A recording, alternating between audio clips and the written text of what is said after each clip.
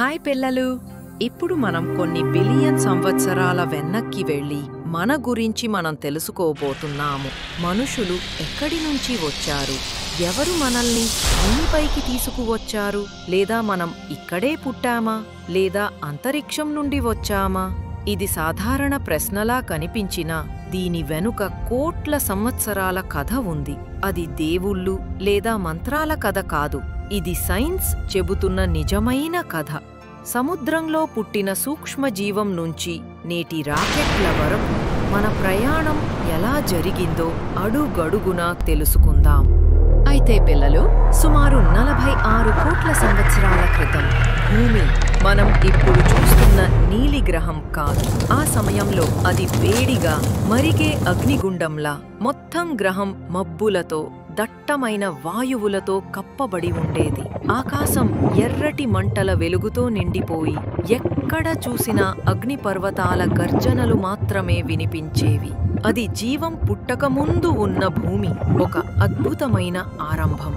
నీరు లేదు, మొక్కలు లేవు, జీవం అనే ఆలోచనే లేదు. అది భూమి యొక్క మొదటి రూపం, అగ్నిజన్మం. ఆ అగ్నిగోళం ఎలా చల్లని సముద్రంగా మారిందో తెలుసుకుందాం. చుట్టూ లావా, అగ్ని, వాయువులతో రగిలిపోతూ ఒక దహనగోళంలా భూమి కనిపించేది. ఆ వాయువుల్లో హైడ్రోజన్, ఆక్సిజన్, నైట్రోజన్ లాంటివి కలసి ఆవిరి మేఘాలు ఏర్పడ్డాయి. ఆ మేఘాలు భూమి చుట్టూ తిరుగుతూ ఉండేవి. అలా భూమి చుట్టూ నీరు ఏర్పడడం మొదలైంది. ఆ సమయంలో సూర్యుడి వేడి కొంచెం తగ్గింది. వేడి తగ్గగానే ఆ ఆవిరి మేఘాలు మెల్లగా కరిగి వర్షం పడడం ప్రారంభమైంది. కానీ అది ఒక రోజు, ఒక నెల లేదా ఒక సంవత్సరం కాదు. లక్షల సంవత్సరాల పాటు వర్షం కురుస్తూనే ఉంది. ఆ నీరు వేడి రాళ్ల మీద పడగానే రాళ్లు చల్లబడ్డాయి. ఆ నీరు రాళ్ల మీద నిలిచిపోయి భూమి మీద సముద్రాలు ఏర్పడ్డాయి. శాస్త్రవేత్తలు చెబుతున్నారు, భూమిపై మొట్టమొదటి జీవం సముద్రంలోనే పుట్టిందని. ఆ కాలంలో సముద్రం లోపల ఎన్నో రకాల రసాయనాలు, ఖనిజాలు, ఉప్పులు, వాయువులు కలసి ఒక అద్భుతమైన మిశ్రమంగా ఉండేవి. ఒకరోజు మెరుపు సముద్రంపై పడింది. ఆ చోట రసాయనిక చర్య జరిగి అక్కడ చిన్న చిన్న జీవాణువులు పుట్టాయి. అంటే ఒక సెల్తో ఉన్న జీవులు. అవి సముద్రంలో తిరుగుతూ ఉండేవి. వాటినే ప్రోకారియాట్స్ అంటారు.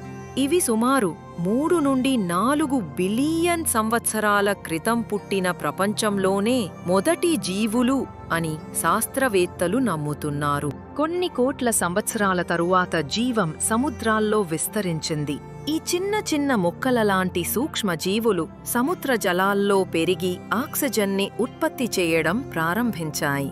ఈ ఆక్సిజన్ భూమి చుట్టూ అట్మాస్ఫియర్ ఏర్పడడానికి కారణమైంది. ఆ అట్మాస్ఫియర్ భూమిపై జీవముండేందుకు మార్గం వేసింది.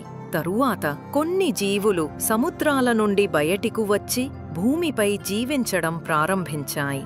మొదట చిన్న మొక్కలు పెరిగాయి. ఆ తరువాత పెద్ద పెద్ద చెట్లు ఏర్పడ్డాయి. వాటి వెంటనే కొన్ని జంతువులు భూమిపై నడవడం ప్రారంభించాయి. వీటిలో డైనోసార్లు, మ్యామల్స్, చివరికి మన పూర్వీకులు కూడా ఉన్నారు. అలా మనం ఇప్పుడు చూస్తున్న ప్రతి జంతువు, ప్రతి మనిషి కూడా ఆ సముద్రం నుండి వచ్చిన వాళ్లమే. పిల్లలు, నెక్స్ట్ టైం సముద్రాన్ని చూస్తే గుర్తుంచుకోండి, అదే మన జీవితం ప్రారంభమైన మొదటి అధ్యాయం. ఓకే పిల్లలు, ఇప్పుడు మనం చింపాంజీ నుండి మనిషిగా ఎలా మారాడో తెలుసుకుందాం. పిల్లలు, ఒకసారి మీ చేతిని చూసుకోండి.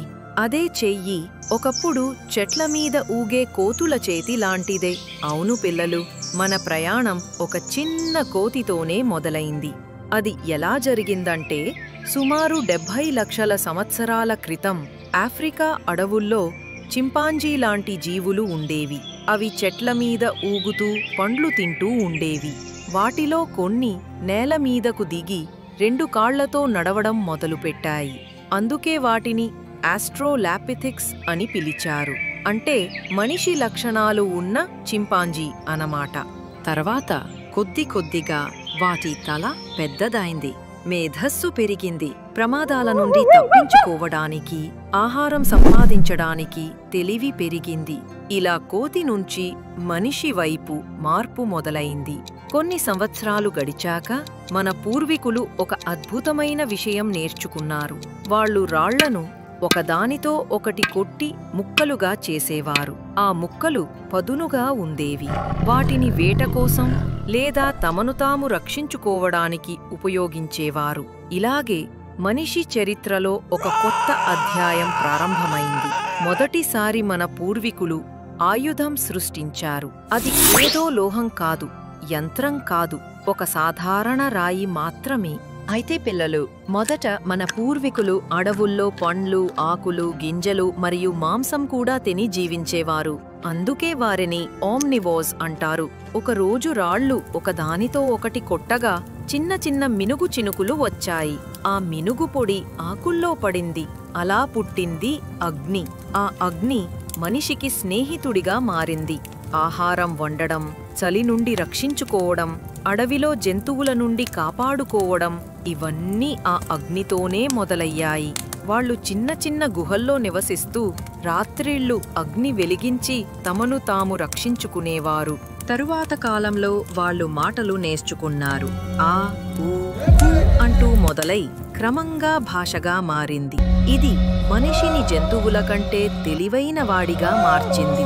అంటే పిల్లలు, చింపాంజీ నుండి మనిషిగా మారడం ఒక్క రోజులో జరిగిన అద్భుతం కాదు. అది లక్షల సంవత్సరాల పాటు సాగిన ఒక గొప్ప పరిణామ ప్రయాణం. ఒక్కో చిన్న మార్పు, ఒక్కో కొత్త అడుగు, చివరికి నేటి మనిషి రూపం ఇలా ఏర్పడింది. ముందుగా చింపాంజీ లాంటి జీవులు, ఆ తరువాత హోమో హ్యాబిలిస్ అంటే సాధనాలు వాడడం నేర్చుకున్న వారు, తరువాత హోమో ఎరెక్టస్ అంటే నిటారుగా నడవడం, వేటాడడం నేర్చుకున్నవారు, చివరికి హోమో సపాయన్స్ అంటే మనమే ఆలోచించగల మరియు సృష్టించగల జీవులు. ఇలా ఒక్కో మెట్టు ఎక్కుతూ కోతిలాంటి జీవి నేటి ఆధునిక మనిషిగా మారింది. అంటే పిల్లలు, మనం కేవలం ఆధునిక మనుషులమే కాదు, మిలియన్ల సంవత్సరాల పరిణామ చరిత్రను మోస్తున్న జీవులు కూడా.